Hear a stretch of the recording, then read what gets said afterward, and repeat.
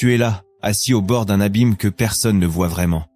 Tes pensées tournent comme un disque rayé. Tes nuits sont lourdes, et le matin ressemble à une montagne que tu n'as plus la force d'escalader. Je sais que tu as prié. Je sais que tu as crié dans le silence. Je sais que parfois Dieu semble lointain, comme une lampe qui vacille au loin dans une vallée de brouillard. Mais écoute ceci. Ce lieu où tu te trouves n'est pas un oubli de Dieu. C'est une scène où Dieu travaille. Ta souffrance n'est pas un châtiment définitif, ni une absence totale de grâce. C'est, paradoxalement, une chambre de rencontre, un laboratoire céleste, où le feu de Dieu retire ce qui te lie, pour révéler ce qui te sert. Tu ne es pas cassé, au point d'être irréparable, tu es en train d'être refait. Il y a une promesse qui pulse sous la douleur. Dieu répond quand le cœur est brisé. Il visite quand les os se consument d'une tristesse silencieuse. Il relève ceux qui tombent comme les bergers rassemblent une brebis blessée. Ce message ne te promet pas une disparition instantanée de la douleur. Parfois la guérison chemine par étapes, par des nuits de purification, mais il te promet une présence consciente et active. Quand il parle de sécheresse, il sait faire jaillir des sources. Quand il parle de perte, il sait forger des richesses éternelles. Quand il parle de ténèbres, il sait écrire la lumière la plus révélatrice. Ne laisse pas la voix de la défaite te convaincre que le désert t'a absorbé. La Bible enseigne que les vallées les plus basses sont souvent celles où la voix de Dieu retentit le plus clair.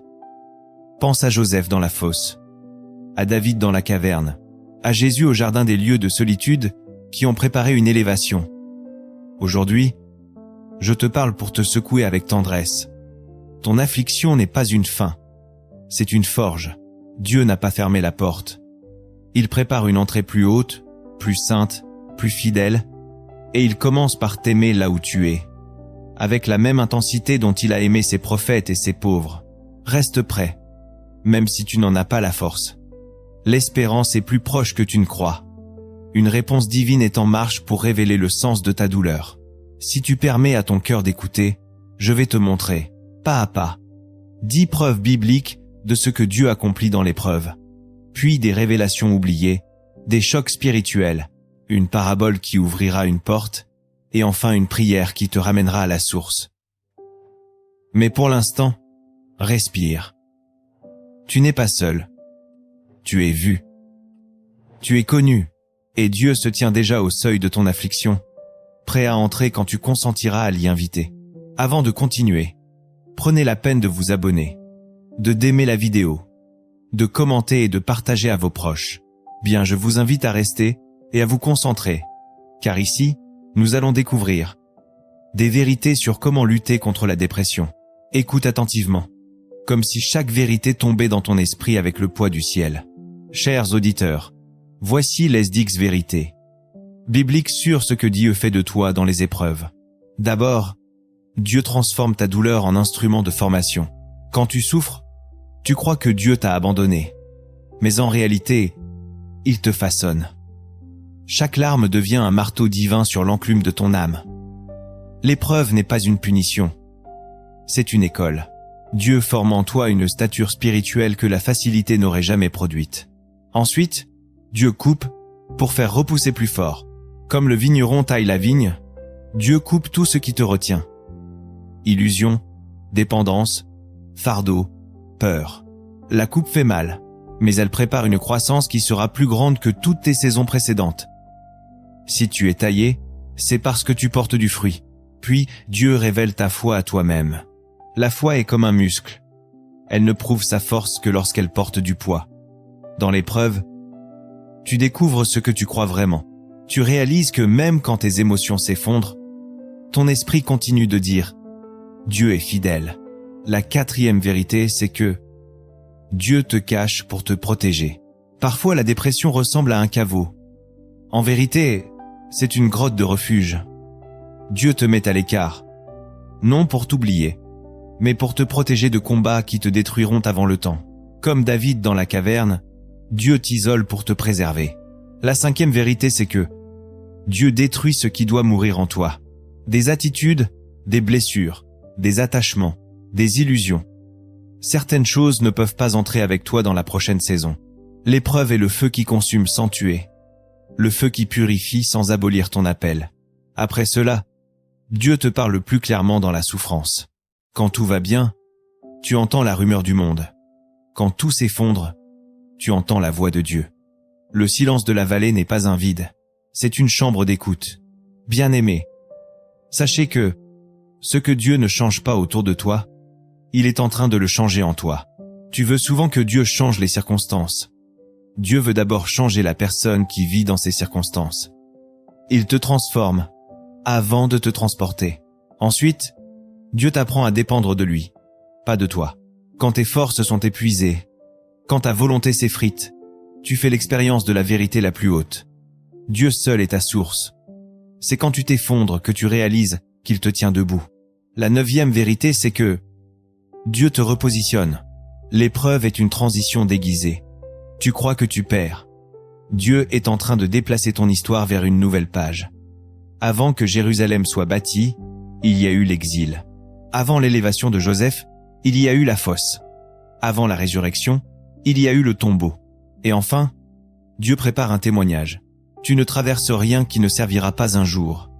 Ce que tu vis deviendra la preuve vivante que Dieu guérit, restaure, relève, délivre et construit malgré les nuits les plus longues. Tes mots auront de l'autorité, parce qu'ils seront forgés dans la réalité. Ce ne sont pas des idées théoriques, mais des réalités spirituelles que beaucoup de croyants ont perdues en chemin, et qui, lorsqu'elles reviennent au cœur, changent tout. Bien-aimé, d'après ces 10 vérités bibliques, sache que, dans chaque épreuve, Dieu ne t'abandonne pas. Il te forme. La douleur devient un outil qui te façonne. La coupe prépare une croissance plus grande, et l'isolement n'est qu'une protection. Ce que Dieu ne change pas autour de toi, il est en train de le changer en toi. L'épreuve révèle ta foi, purifie ce qui doit disparaître, et t'apprend à dépendre de lui seul. Rien n'est perdu. Cette saison difficile n'est qu'un repositionnement vers une nouvelle étape. Et tout ce que tu vis aujourd'hui deviendra un témoignage puissant de restauration et de fidélité. Mes chers frères et sœurs en Christ et dans le Seigneur, beaucoup d'entre nous ne connaissent pas certaines révélations célestes en ce qui concerne la dépression. C'est pourquoi je vous montre. 10. Révélation biblique céleste aux oubliés. Première révélation. Dieu est plus proche dans la nuit que dans le jour. Le ciel ne s'éloigne pas parce que tu souffres. Au contraire, la présence de Dieu est souvent plus dense dans les périodes d'obscurité. C'est l'homme qui n'arrive plus à l'apercevoir. Le silence n'est pas absence, c'est profondeur. Deuxième révélation. Les émotions ne sont pas la mesure de la fidélité de Dieu. Tu peux te sentir abandonné, faible, sans force. Et Dieu être en train de travailler plus intensément que jamais. La foi n'est pas un sentiment. C'est un attachement spirituel. La fidélité de Dieu ne fluctue jamais. Troisième révélation. La dépression n'efface pas ton appel. Tu peux être brisé émotionnellement et pourtant rester appelé, choisi, marqué. Les prophètes, les psalmistes, les apôtres, plusieurs, ont traversé les ténèbres sans perdre la main de Dieu sur leur vie. Quatrième révélation. Dieu voit ce que les autres ne voient pas. Il mesure tes combats invisibles, tes larmes cachées, tes prières silencieuses, tes efforts que personne ne remarque. Là où les hommes jugent selon l'apparence, Dieu évalue selon la guerre secrète de ton âme. Cinquième. Les épreuves ne te diminuent pas, elles t'élargissent. Tu crois perdre quelque chose, mais en vérité Dieu agrandit ta capacité intérieure. Plus de compassion, plus de profondeur, plus de discernement, plus de poids spirituel. Tu n'es pas amoindri. Tu es élargi. Sixième révélation. Ce qui brûle en toi n'est pas en train de te détruire, mais de te libérer. La souffrance fait remonter ce qui était enfoui. Blessures, peur, mensonges, dépendance. Dieu laisse sortir pour guérir. La flamme ne vient pas te tuer, mais te délier. Septième révélation. Dieu n'attend pas que tu sois fort pour t'aimer. Il t'aime dans ta faiblesse. Tu crois parfois que tu dois bien aller pour être acceptable devant Dieu. En fait, Dieu te rencontre au plus bas, au bord du gouffre, quand tu n'as plus rien à donner. C'est là que sa grâce est la plus pure. Huitième. Le vide intérieur est souvent le signe qu'une nouvelle dimension spirituelle s'ouvre. Avant que Dieu ne remplisse, il vide. Avant qu'il ne donne, il arrache.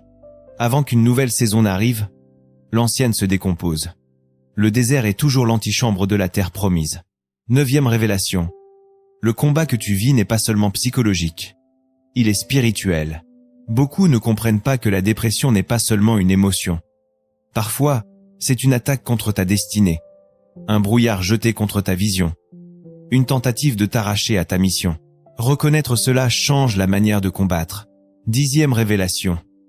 Ta bataille deviendra une arme dans la vie d'autres personnes. Dieu ne permet jamais une souffrance inutile. Celui qui survit à la nuit devient un guide pour ceux qui y entrent. Ta dépression ne sera pas seulement guérie. Elle deviendra un ministère, une clé, un langage d'autorité dans la vie de quelqu'un que tu ne connais pas encore. Bien-aimé, comprenez ceci. La dépression n'est pas un abandon, mais un lieu où Dieu travaille en profondeur. Tes émotions ne reflètent pas sa fidélité, ton appel reste intact, et tes larmes sont vues de Dieu. Les épreuves t'élargissent, le feu te libère, et le vide prépare une nouvelle saison. Ce combat est aussi spirituel, et tout ce que tu traverses deviendra une arme pour aider d'autres vies. Rien n'est perdu. Dieu agit même dans l'ombre. Bien-aimés, mettons-nous actuellement en la présence de Dieu, et prions, Éternel mon Dieu. Me voici devant toi, tel que je suis, avec ma fatigue, mon trouble intérieur, mes nuits sans sommeil, mes pensées qui s'entrechoquent, et mes larmes qui coulent souvent dans le silence. Je ne suis pas fort. Je ne suis pas stable. Je ne suis même pas sûr d'avoir la force de combattre. Mais je suis là. Et c'est tout ce que j'ai encore à offrir. Seigneur, je viens à toi comme l'homme tombé dans le puits, pensant être enterré, réalisant aujourd'hui que je suis en train d'être planté. Tu vois ce que personne ne voit. Tu entends ce que personne n'entend. Tu comprends ce que même moi je n'arrive plus à expliquer.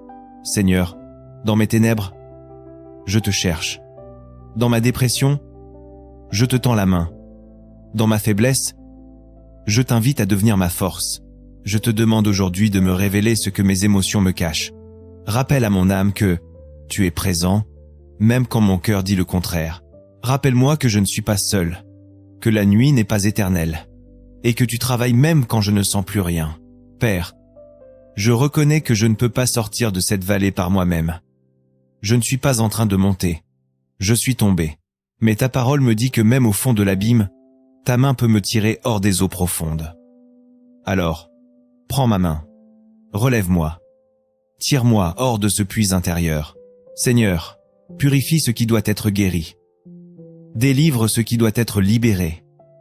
Coupe ce qui m'empêche d'avancer. Et enlève ce qui ne peut pas entrer avec moi dans la prochaine saison. Demande de transformer ma douleur en capacité, ma honte en témoignage, mes larmes en encre d'une histoire qui guérira d'autres âmes. Ne laisse pas ma souffrance être vaine. Fais de mon désert une école, de ma nuit un sanctuaire, de mes faiblesses un autel où ta puissance descend. Seigneur, je te confesse que je n'ai plus d'énergie pour faire semblant. Je n'ai plus de masque. Je viens sans force, sans gloriole, sans façade. Mais je viens. Et je crois que cela te suffit.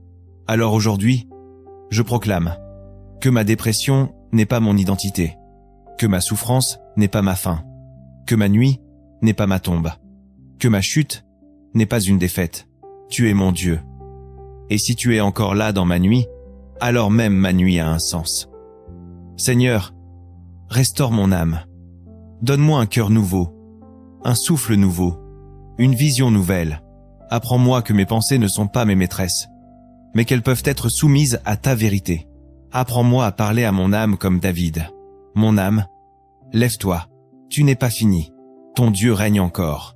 Et maintenant, Père, que ta paix descende comme une huile douce sur mon esprit tourmenté, que ta lumière se glisse dans les fissures de mon cœur, que ta présence devienne plus réelle que mes douleurs. Je ne te demande pas de me donner toute la force d'un coup, mais donne-moi la force d'un pas, puis d'un autre encore.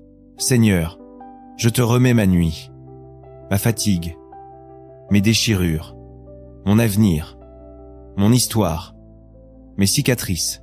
Je choisis de croire que même ici, même maintenant, même au fond du puits, tu fais jaillir une source. Amen.